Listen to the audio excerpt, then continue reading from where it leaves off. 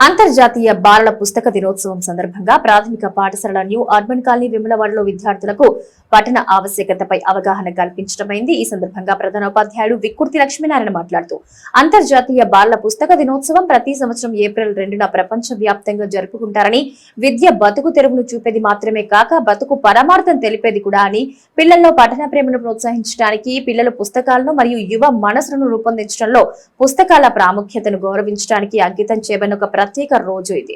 Denmark కు చెందిన ప్రసిద్ధ రచయిత హాన్స్ క్రిస్టియన్ ఆండర్సన్ ను గౌరవించేందుకు ప్రపంచ వ్యాప్తంగా ప్రజలు అంతర్జాతీయ బాలల పుస్తక దినోత్సవాన్ని జరుపుకుంటారని పేర్కొన్నారు. ఈ కార్యక్రమంలో ఉపాధ్యాయులు దుర్సేటి లక్ష్మీనారాయణ, అంగన్వాడీ ఉపాధ్యాయులు పులి శారద, లిక్కిడి మంజుల మరియు విద్యార్థులు పాల్గొన్నారు.